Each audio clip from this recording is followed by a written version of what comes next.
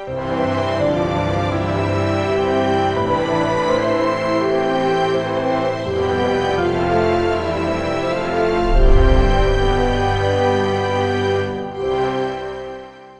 주신 본문의 말씀 가지고 다름은 흐름을 위함이다. 다름은 흐름을 위함이다. 여러분, 제가 오늘 관련된 서적은 오늘 설교를 준비하면서 여러 권 있지만 딱 핵심 두 책으로 오늘 설교를 풀어가려고 합니다. 첫 번째 책은 스위스의 저명한 사회학자입니다. 장 지글러라고 위대한 석학이에요. 정말 대단하신 분이에요. 그분이 쓴 책인데요, 좀 불편한 책입니다. 왜 세계의 절반은 굶주리는가?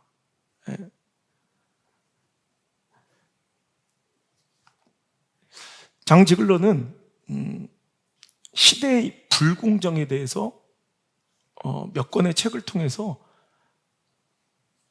세계인들에게 아주 일가를 가합니다. 그 중에서 가장 이제 유명한 책 중에 하나가 바로 이 책인데요.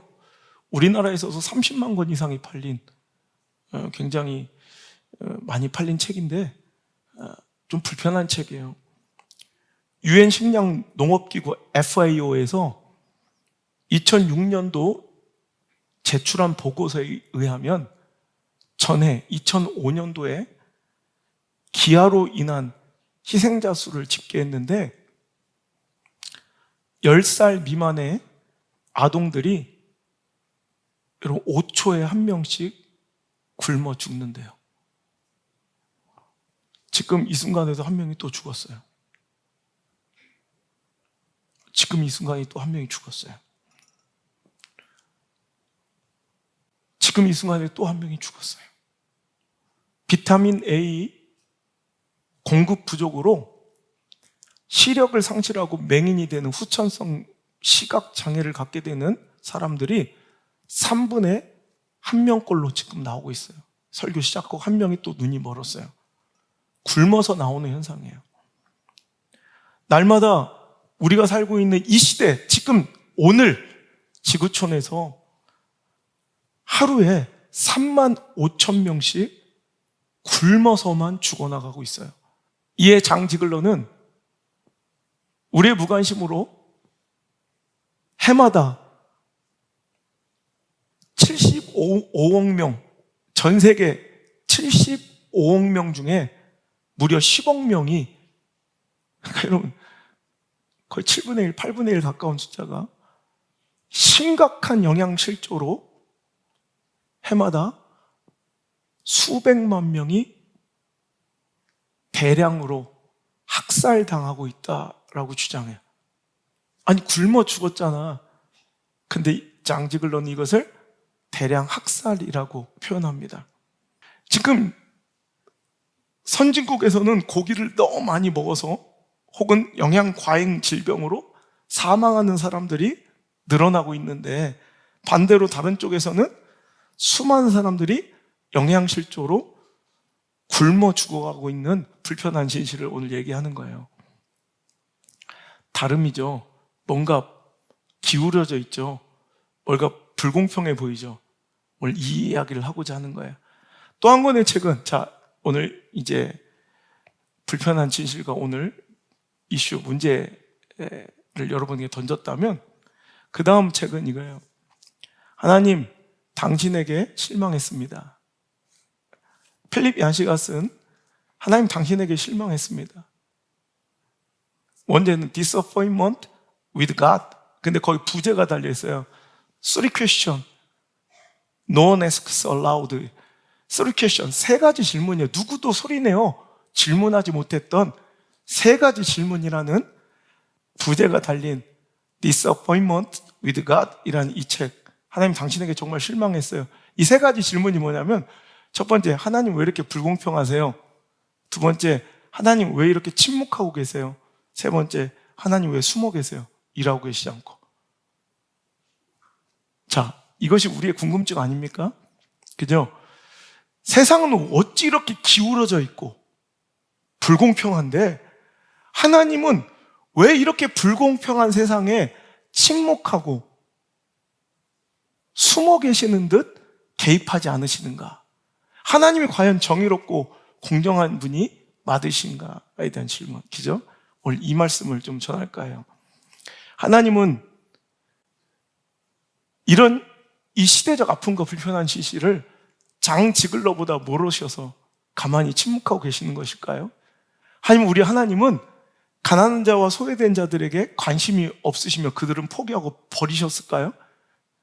왜 하나님은 이런 사회적 불공평을 간과하시며 침묵하고 계시다는 말입니까?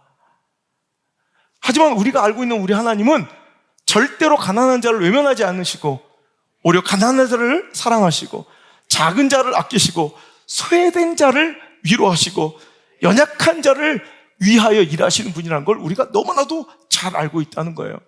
오늘 본문의 말씀에도 너희 땅에 곡물을 벨 때 반 모퉁이까지 다 베지 말고 떨어진 것을 줍지 말고 너는 그것을 가난한 자와 객을 위하여 버려두라. 나는 너희 하나님 여호와니라. 무슨 얘기예요? 너 먹고 살만 하잖아. 그러면 추수할 때 어떻게 하라는 거예요? 악착같이 악랄하게 집요하게 그거 다 거두지 말고 흘리라는 거예요. 버리라는 거예요. 나누라는 거예요. 모퉁이 것은 여러분 벼 베부셨어요? 벼 벨 때 요즘에 그저 트랙터 이렇게 쫙 벼 벨 때 모퉁이는 원래 잘 못해요. 이렇게 돌리는 반경이 있어서 일자로 왔다 가면 내 모퉁이 남잖아요. 그러면 이제 나 들고 가서 그거 싹 베가. 근데 하나님은 그거 하지 말라는 거예요. 반 모퉁이에 있는 것은 그냥 그거 없어도 살잖아. 오늘 여러분에게 여러분 삶 속에서 하나님께서 명령하신 반 모퉁이가 발견되길 바랍니다. 그거 떨어졌어. 아이씨, 악착같이 주지 말라는 거예요. 그 가난한 자들 것이다라는 거예요. 우리가 누리고 있는 풍성한 은혜가, 여러분 우리 충분하잖아요. 그럼 모퉁이의 은혜는 나눠야 되고 떨어지는 은혜가 이렇게 힘겹고 어렵게 은혜를 사모한 자들에게 이 미디어 영상 이렇게 성도들에게 흘러가야 되고 작은 교회에게 흘러가야 되고 여러분 외국에 힘들고 어려운 이민자들 교회에게 흘러가야 된다는 거예요. 여러분 이것이 바로 하나님의 뜻이라는 거예요. 출애굽기 23장 11절도 볼래요? 제7년에는 갈지 말고 묵여두어서 내 백성의 가난한 자로 먹게 하라. 그 남은 것은 들짐승이 먹으리라. 너희 포도원과 감나무도 그리할지니라. 6년 동안 열심히 일하고 7년째는 악착같이 경작하지 말고 그건 가난한 자들이 그때는 그 밭 해먹게 내버려 두고 또 흘린 것들은 들짐승들 좀 먹게 해줘라. 우리 한민족이 뭔가 뜨거운 신앙적 DNA가 있는 것이 옛날에 성경을 안 읽었을 때부터 이걸 해온 거 까치밥이라고 남겨두잖아요. 물론 비신앙적인 거지만 고시래 하면서 좀 뭐 이렇게 던져요. 여러분 뭔가 이게 나눔과 흐름에 그 신학적 정신이 DNA에 배어있다고 생각해요. 여러분 레위기 19장 10절도 볼까요? 너희 포도원의 열매를 다 따지 말며 너희 포도원에 떨어진 열매도 줍지 말고 가난한 사람과 타국인을 위하여 버려두라. 나는 내 하나님 여호와니라. 그러니까 여러분 7년째 밭을 갈지 않거나 포도원의 열매, 감람나무의 열매, 또 땅에 곡물을 벨 때까지도 하나님은 깊은 관심이 있는 거예요. 가난한 자, 소외된 자, 타국인들. 그죠?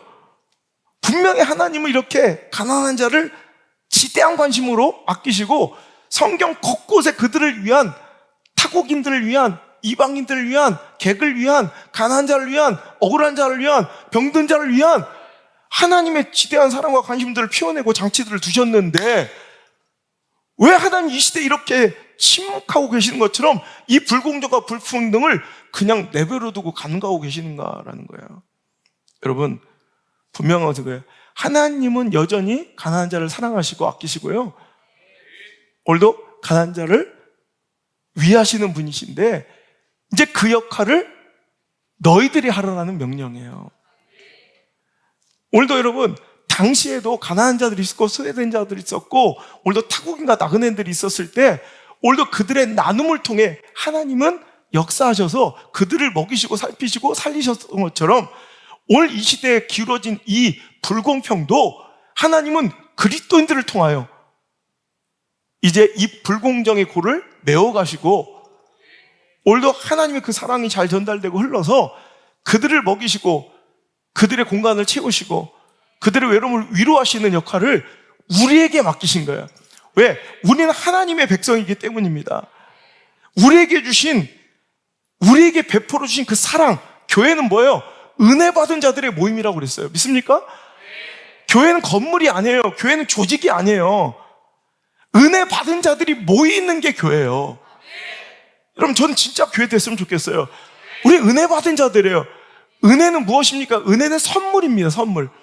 어떤 자격이나 노력에 의해서 득한 것이 아니라 그냥 무조건적인 그분에 의한, 그분의 주도를 통해서 전적인 그분의 주도권 하에 시작된, 여러분, 지극히 수동적인 거예요.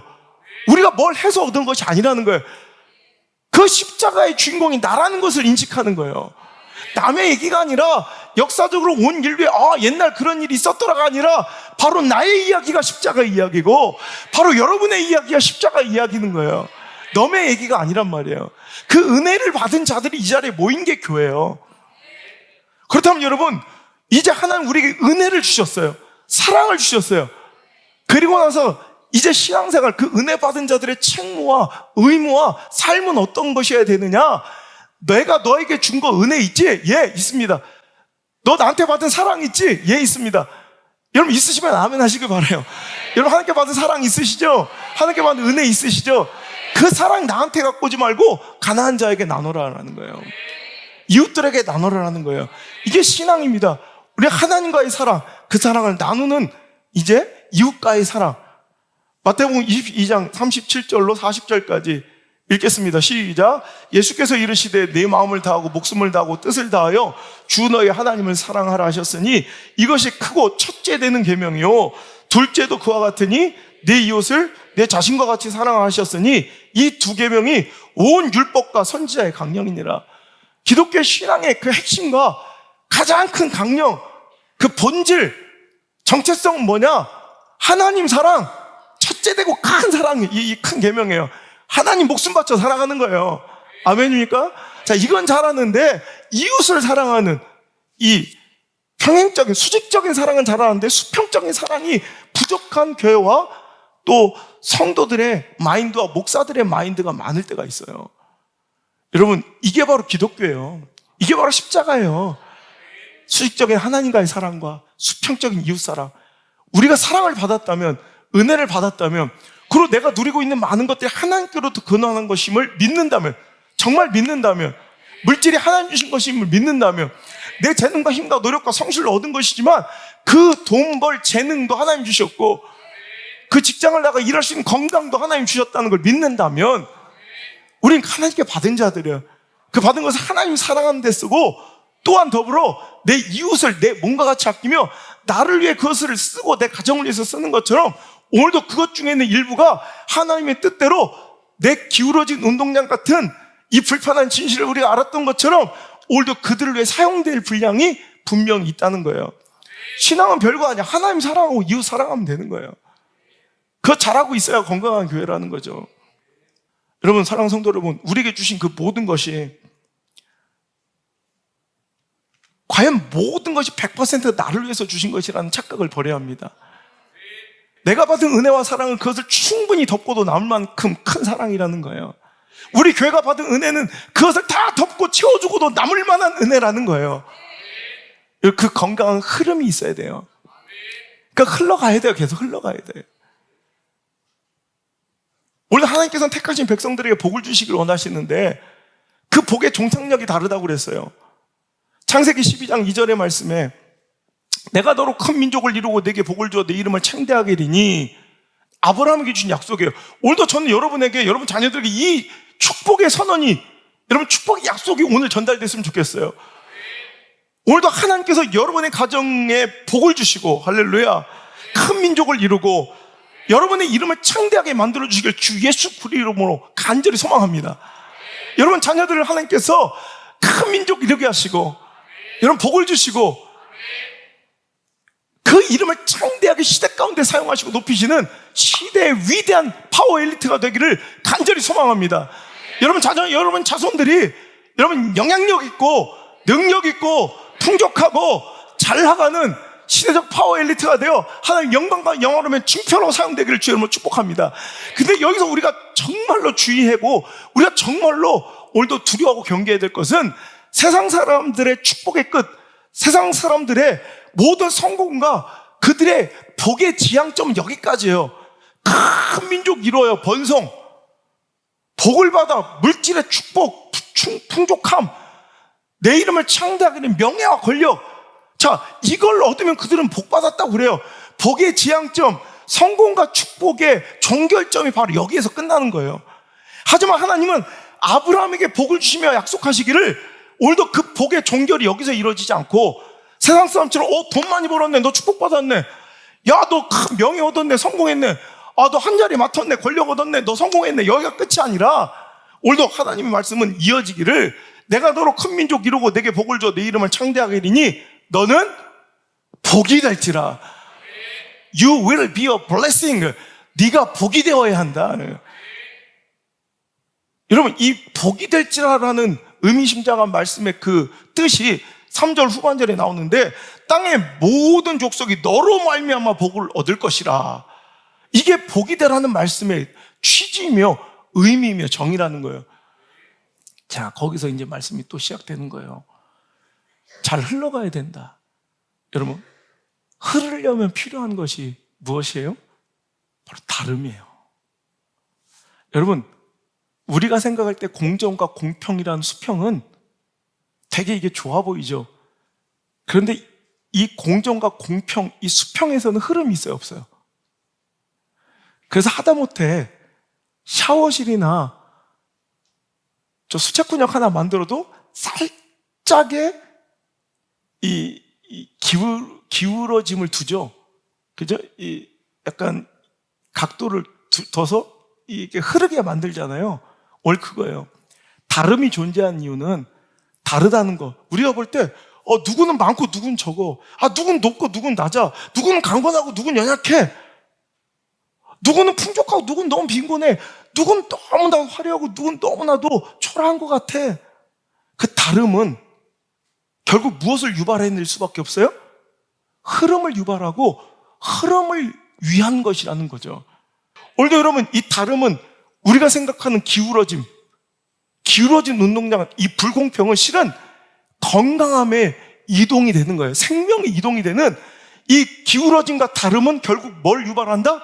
흐름을 유발해. 흐를수록 건강해지고 흐르는 곳에 생명이 있어요.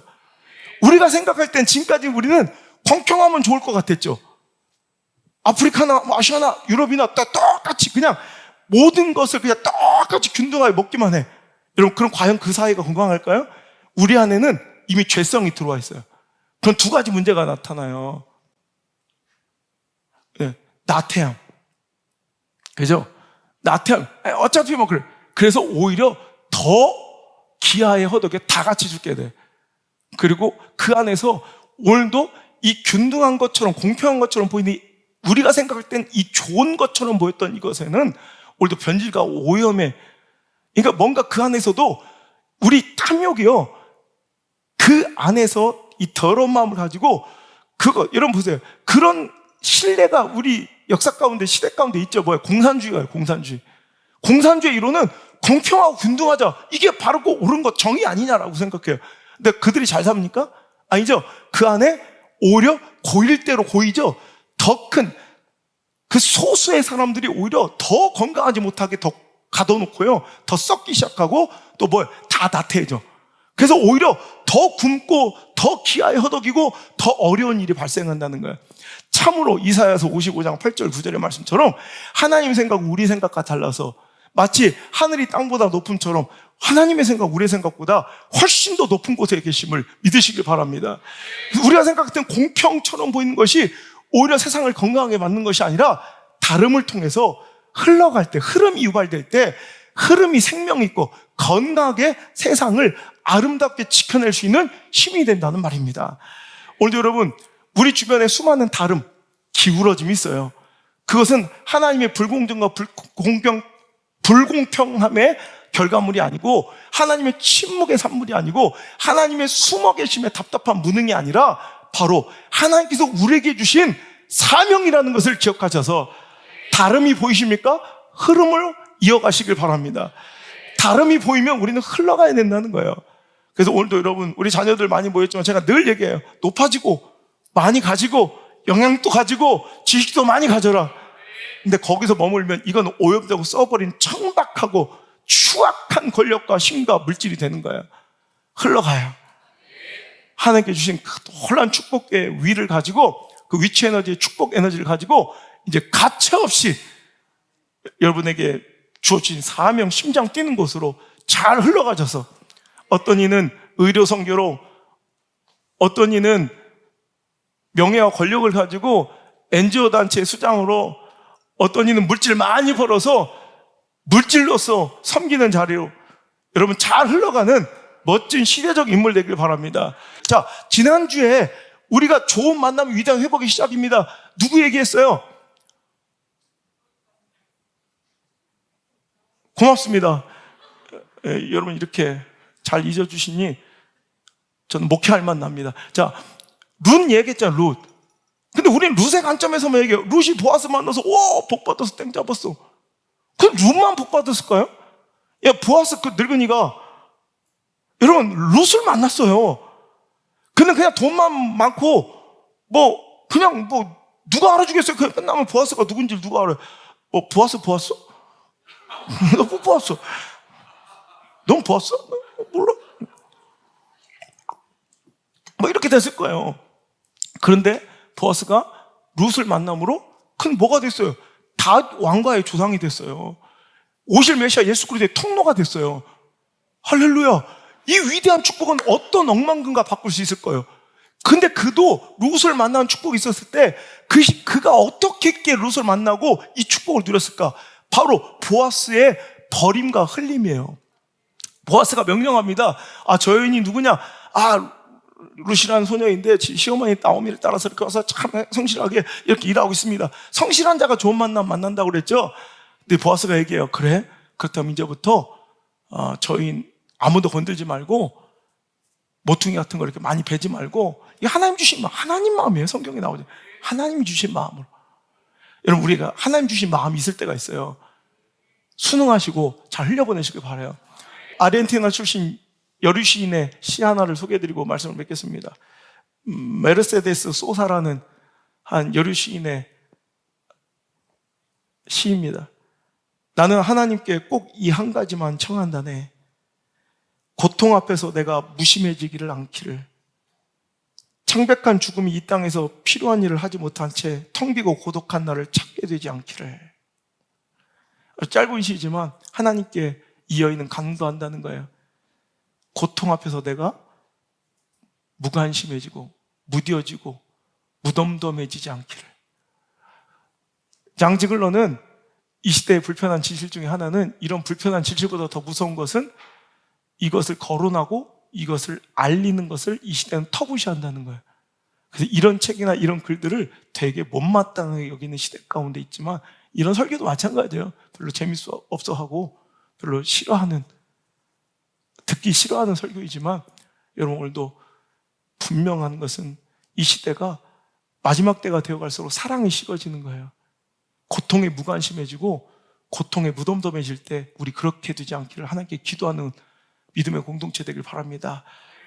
죽음이 나에게 찾아왔을 때 아무것도 하지 않은 채, 내가 해야 될 일을 하지 못한 채 그 죽음을 만나지 않도록, 허탄하고 허망한 죽음이 내 것 되지 않도록 오늘도 하나님 주신 그 의도와 목적대로 아름답게 흘러가는 한 주간 되시기를 주님을 축복합니다.